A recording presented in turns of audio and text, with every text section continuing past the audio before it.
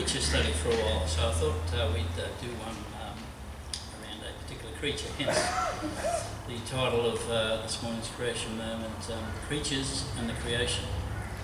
And we open with a verse in Genesis 1:31 to 2:1, which reads, "And God saw everything that he had made, and behold, it was very good. And the evening and the morning were the sixth day. Thus the heavens and the earth were finished, and all the host of them."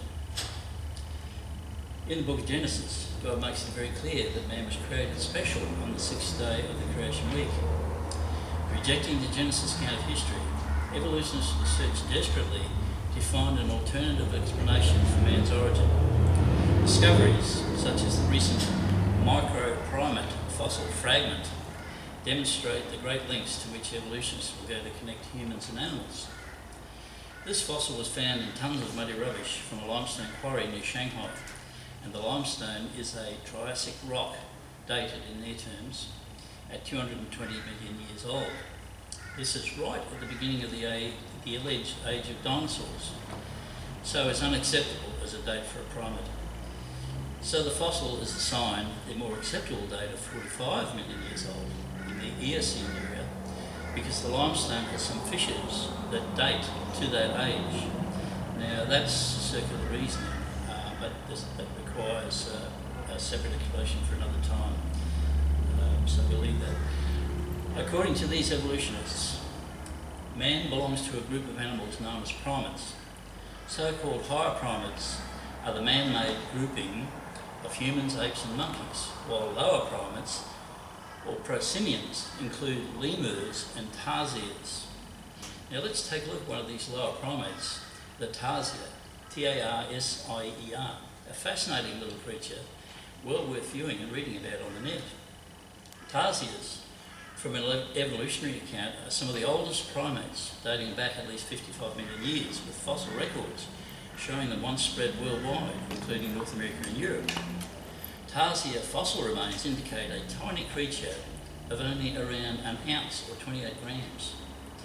Eye sockets on these fossils suggest that some were likely active during the day. Fossil records also show that these tarsiers have long hind limbs and grasping feet that today's species use to leap between branches. Keep in mind the little chain similarities they're describing.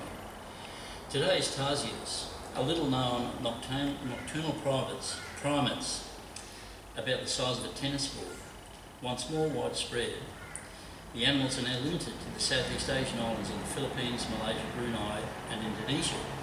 There are 14 tarsier species, and extinction threatens all of them to some degree. With a stare like no other animal, super long fingers, velvety soft fur, they have the ability to catch insects or even birds with a pounce. Tarsiers have the largest eyes relative to body size of any mammal. Each eyeball is around 16 millimetres in diameter, which is as large as the tarsier's brain. The animal's eyes are so large that they can't rotate them. Instead, tarsiers twist their necks 180 degrees in either direction. Like owls, they use this ability to wait silently and motionless for prey to approach, rather than moving around to hunt. Tarsiers are the only entirely carnivorous primate. While the specific diet varies with the species, they all have one thing in common: they don't eat plant matter of any kind. Tarsiers feast on insects, reptiles like lizards and snakes, frogs, birds and even bats. They're serious ambush predators, waiting silently for prey to approach nearby, and can even snag birds and bats right out of the air. Not too long ago, evolutionists did not believe that any mammals lived at the same time as dinosaurs. Creationists knew that all the different kinds of living things appeared during the first week of Earth's history. They have long been predicting that as more fossils are discovered, the age of so-called modern creatures would become older and older. They've even explained why, based on the flood. The ability to predict new discoveries is an important test of whether someone is being scientific in their approach to knowledge. In science, it is especially desirable to predict correctly an unexpected discovery.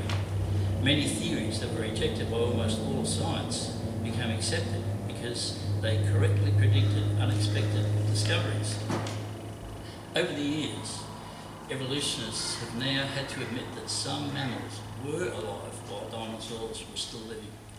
Now, the new discovery has pushed back the age of anthropoids by 50%. That places anthropoids fairly close to the age of the dinosaurs. As stated earlier, according to evolution, anthropoids, like tarsiers, are supposed ancestors of apes, monkeys and humans. What is remarkable is that the fossilised tarsier is said to be nearly identical to tarsiers alive today.